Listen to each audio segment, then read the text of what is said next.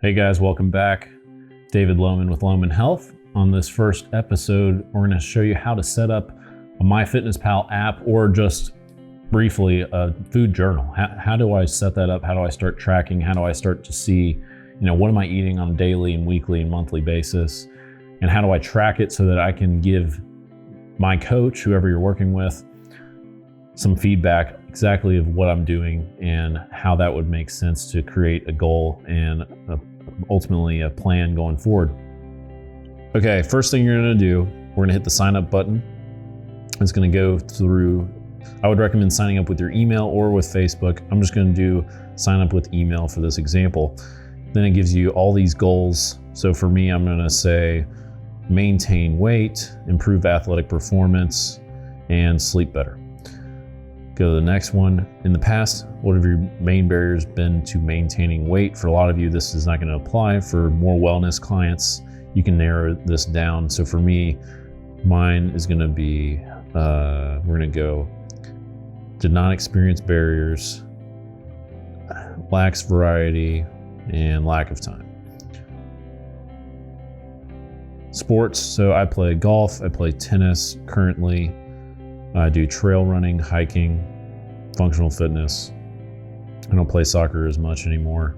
So those are my main ones. So depending on your sport, that'll make more sense. I think dance is the last one. It doesn't go any lower than that. Makes it easy. So sleep patterns. So for me, sleep has always been an issue going back to high school. So I'm gonna say 7.5 hours. Waking up, I don't do that. Going to bed at the same time. So that's for me. I'm active. Let me go back actually so you can see. So not very active would be, this is based on your activity level. I talked about non-exercise activity. So for me, my non-exercise activity is active. If I was a professional athlete, I would say very active. And then, so we'll do just for example, we'll just make this, I'll just pick July 1st as a random example. We'll do 1980 for this example. So that's my current zip code. Put whatever that information is for you. Set that up. How tall you are. So for me, I am 6'1.5". I'll just say 6'1". I'm around 200 pounds. Set that up. And we're just going to put in a random email. I'll just say david@gmail.com. Set up a random password, whatever that is. Okay. Username. So we'll say, I'll just make one up. David Loman, my birthday is 93. So there we go. Sign up. Email is already in use. Let's try that again. I'll do an old email that I don't use anymore.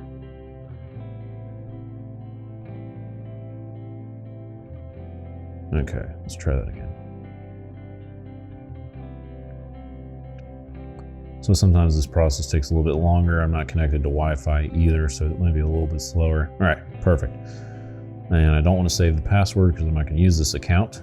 So it gives you 3 options. So that total calorie you see, 2990, that would be just for maintaining my weight.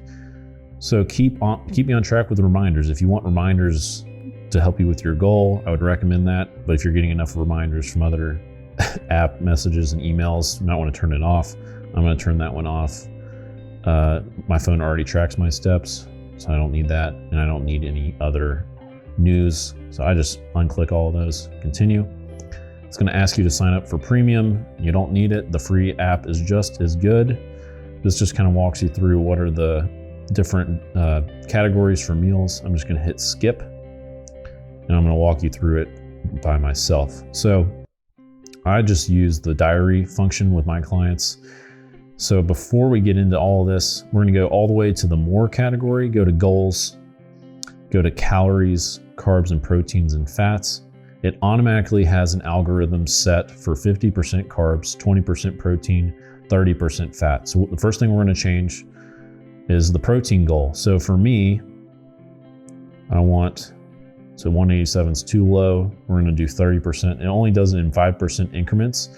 You could do the grams if you wanted the premium and you wanted to pay a little bit extra. For me, since I'm around 200 pounds, I need that much protein. And then I'm gonna split the difference for fats and carbs just because I like a balanced approach. Depending on who you are and what your goal is, if you're a little bit more active, you might go a little bit higher on the carbs, a little bit lower on the fat. So that gives me 100% total. I click that, automatically changes. Now my goals are set. And I go back to the diary. If I go all the way to the bottom to nutrition, and I go to nutrients, now it'll show my updated goals for the day. The sugar I can modify on the other tab if I go back. And now it shows me recommended fiber, 38 grams of fiber, what I have remaining, what I've eaten so far. So then I go, all right, so I want to have breakfast today. Well, it gives me the option to scan my barcode. If I click on scan barcode, I can actually physically scan a barcode and it'll automatically pick it up. So if I do that with the coffee company, just as an example, automatically invalid barcode. So that was not a good example. Let's try the aminos. Let's see if this will scan. All right, perfect. So automatically pulls it up. Keeps wanting me to go premium. 20 calories, 4 grams of protein, as you can see there. Boom, and I just add it in, hit the check mark. Now it's in my diary. If I go down to nutrition, it'll show that I've had 4 grams of protein. It's that easy, guys. So do that for each meal. I would recommend tracking for at least a week. And then you can log into your website using the same login you just created. And you can send, if you're working with me as a coach, you can send me directly the entire week printout. Or if you are more tech savvy, you can just do a screenshot of your weekly macronutrients. It'll show you the percentages, the nutrient totals, how many calories you're having for breakfast, lunch, dinner, and snacks. That way you can see, am I having a good variety throughout the day, or am I having way more of my food at one meal in particular? And that just gives us a lot of data, very analytic driven. I don't like to guess. Let's test and track. That way we take the guesswork out of it. This also has a nice water function. I can add how much water I've been drinking that day if I wanted to track that, because I'm struggling with my hydration. So it's that simple, guys. You can always add some food notes, exercise notes for that specific day if you're working with a coach, and you can monitor your progress with your weight month to month, week to week. You can also do under this, if I hit that button where it says camera, I can actually take progress photos as well and see that in real time. This is the last page under more. It gives you my profile, plans, recipes, workout routines. There's a lot of free stuff on here. And you can even add some friends on here if you want, and see what their food journals and what they're eating as well, and keep you accountable as a team. But that's kind of that's as easy as it gets. If you wanted to change your goals and be a little bit more specific, you could change your weight goal. Let's say you want to lose a pound a week. Now, as soon as I go back, you see it was $29.90 before. It dropped it to $24.90 and made the adjustments. But watch out, because it'll change those percentages again. So I just have to go back in here, and now I'm adjusting it to 35%. My calories, I'm gonna go 30 there, 35 from fats. So it's closer to 0.5 gram per pound. And now I'm good to go. So this is where working with a coach will make a little bit more sense if you want to really get nitty gritty on how the calorie percentages need to be, depending on what your weight goal is, what your activity level is, etc. So additional nutrient goals, if I wanted to change my sugar, which I'm never really above 30, that's a good one. If you're more of a sweet tooth, you can kind of keep track of that as well. But a lot of these presets on the nutrients are going to be just fine. And that's pretty much it, guys. So go back to the home screen.